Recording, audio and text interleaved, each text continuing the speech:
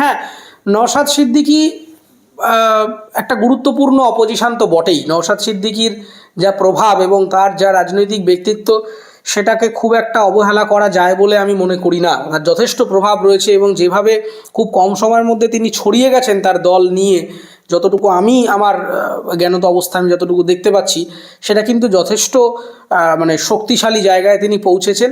ফলে যদি সত্যি নওশাদ সিদ্দিকী অভিষেক বন্দ্যোপাধ্যায়ের বিরুদ্ধে দাঁড়ান, মানুষ কাকে ভোট দেবেন সেটা তো আমি মন্তব্য করতে পারি না, সেটা মানুষ তার ভোটাধিকার প্রয়োগ করবেন।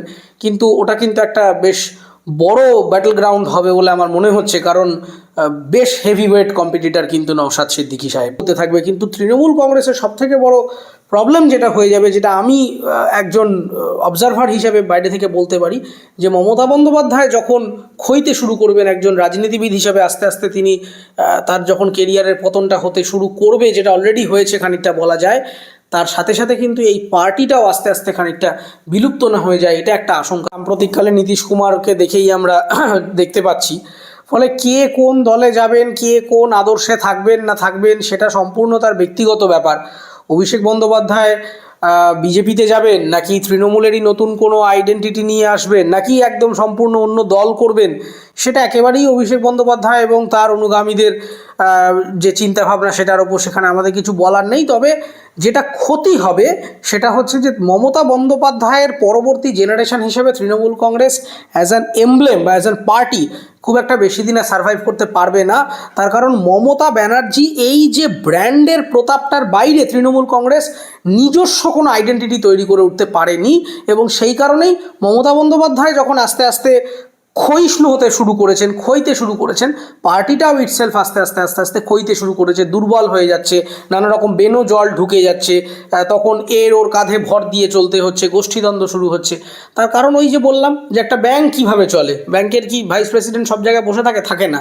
কিন্তু আপনি আপনার দক্ষিণ চব্বিশ পরগনা ব্রাঞ্চেও আপনি স্টেট ব্যাংকে যাবেন, আবার আপনি কাশ্মীরেও চলে যান স্টেট ব্যাংকে, স্টেট ব্যাংকের পলিসিতে কাজ করছে। That's why it's called management, যে কীভাবে একটা অর্গানাইজেশন চলবে বছরের পর বছর, দশকের পর দশক, এক জেনারেশন চলে যাবে, আরেক জেনারেশন আসবে, কিন্তু কোম্পানি বা অর্গানাইজেশন সে কিন্তু বিবর্তিত হতে হতে পরিস্থিতির সাথে মানে ঘাত প্রতিঘাতে তার বিবর্তনটা চলতে চলতে সে চলতে থাকবে। কিন্তু তৃণমূল কংগ্রেসের সবথেকে বড় প্রবলেম যেটা হয়ে যাবে, যেটা আমি একজন অবজারভার হিসেবে বাইরে থেকে বলতে পারি, যে মমতা বন্দ্যোপাধ্যায় যখন ক্ষইতে শুরু করবেন একজন রাজনীতিবিদ হিসাবে, আস্তে আস্তে তিনি তার যখন কেরিয়ারের পতনটা হতে শুরু করবে, যেটা অলরেডি হয়েছে খানিকটা বলা যায়, তার সাথে সাথে কিন্তু এই পার্টিটাও আস্তে আস্তে খানিকটা বিলুপ্ত না হয়ে যায়, এটা একটা আশঙ্কা থেকে যায়। আর বেশি সময় নেব না। আমরা দেখলাম যে নরেন্দ্রপুর, ঐতিহ্যশালী নরেন্দ্রপুরের সেই জায়গায় স্কুলে ঢুকে মাস্টারদেরকে মারা হলো, যারা মানুষ তৈরি করা কারিগর। গ্রেপ্তার এখনো তেমনভাবে কাউকে করেনি। শেখ শাহজাহান কেন্দ্র ইডি সংস্থাকে মারলো, কামধনি, দোলুয়া খাকি, বিভিন্ন জায়গায় বিভিন্ন রকমভাবে মানুষের উপরে নির্মমভাবে অত্যাচার চলছে, কোনো রকম মানুষ বিচার পাচ্ছেন। কি বলবেন? দেখুন, শেখ শাহজাহান, আমি আগের দিন এক বন্ধুকে মজা করে বললাম যে সবাই এখন বাঘ, মানে আমরা বলি না বাঘ বিলুপ্তপ্রায় প্রাণী, কিন্তু বাঘ বিলুপ্তপ্রায় প্রাণী নয়। আপনি ভালো করে দেখুন, সমস্ত বাঘরা তৃণমূল কংগ্রেসে চলে এসছে। আপনি দেখুন, মমতা ব্যানার্জি বলছেন তিনি বাঘ, অভিষেক ব্যানার্জিও বাংলার বাঘ।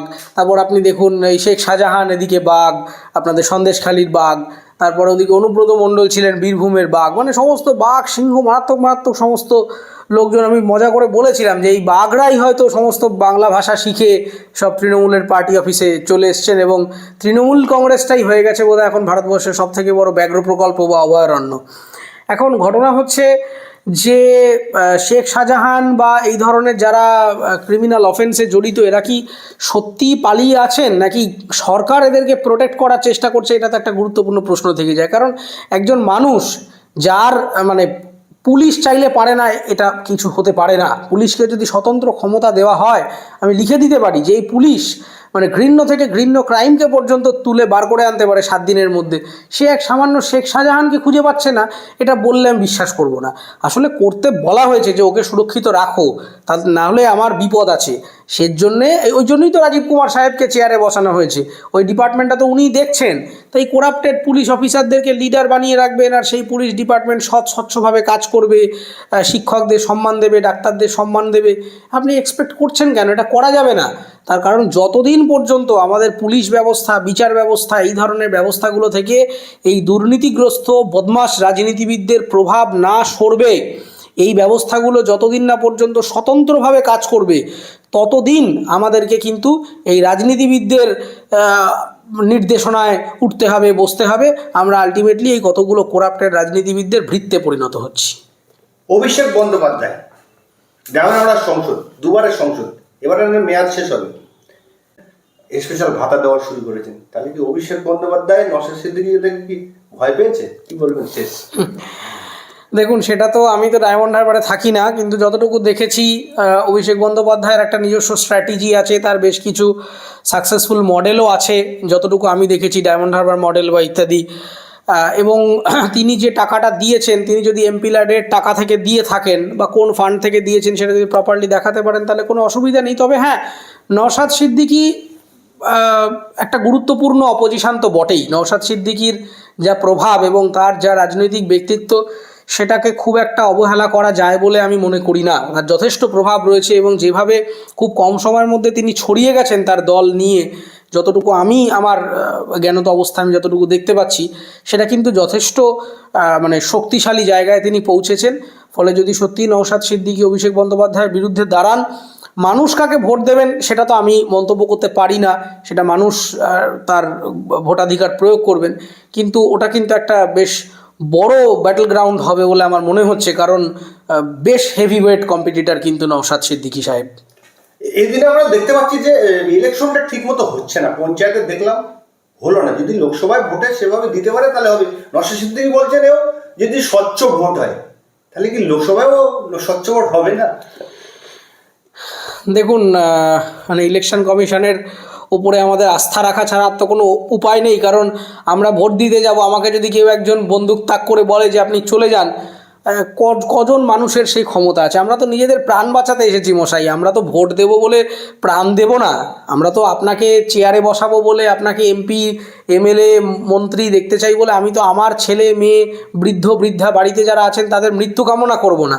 ফলে মানে এটা তো হয় না। ফলে আমাদেরকে এখন কিছু করণীয় নেই। এখন ইলেকশন কমিশন এবং আমাদের যারা পুলিশ বিভাগ আছেন, কেন্দ্রীয় বাহিনী দিয়ে যদি ভোট করাতে পারেন এবং কড়া নিরাপত্তার মধ্যে ভোটটা করাতে হবে। আগের বার তো আমরা অদ্ভুত অদ্ভুত কাণ্ড দেখেছি, ব্যালট পেপার খেয়ে নিচ্ছে, কি মানে একটা অবস্থা। মানে বললাম তো যে আমরা বিবর্তনের নিয়মে জন্তু থেকে মানুষ হয়েছি না মানুষ থেকে জন্তু হয়ে যাচ্ছি বুঝতে পারছি না। তো সেইটা যদি কড়া নিরাপত্তা দিয়ে ভোট করা যায় তাহলে আমাদের একমাত্র এখন কেন্দ্রের বাহিনী এবং ইলেকশন কমিশনের ওপরে আস্থা রাখতে হবে। আদারওয়াইজ যদি সেই ব্যবস্থাটা ঝুল হয়ে যায় খানিকটা জায়গায়, তাহলে কিছু করার নেই। কারণ কজন মানুষ নিজের প্রাণ দিয়ে ভোট দেবেন? আমরা তো ভোট দিতে যাচ্ছি, আমরা তো দেশের জন্যে বলিদান দিতে যাচ্ছি না। আমরা আপনার মতো একটা চোর ছ্যাচোরকে চেয়ারে বসাবো বলে নিজের প্রাণ বলিদান দেবো? এটা কখনো হয়? মানে মানুষ তো নিজেকে আগে রক্ষা করবে, তারপরে তো আপনার চোর ছ্যাচোরের কথা শুনবে। তো সেই জন্যে আমি জানি না কি হবে রিয়ালিটিতে, কতটা স্বচ্ছভাবে ভোট হবে বা এ হবে। রিসেন্ট পাস্টে আমরা তো খুব একটা হিস্ট্রি খুব একটা ভালো নয়। তবে এখন আমাদের নির্বাচন কমিশনের ওপর এবং কেন্দ্রীয় বাহিনীর ওপরে চোখ বন্ধ করে ভরসা করা ছাড়া আর কোনো রাস্তাও তো খোলা নেই।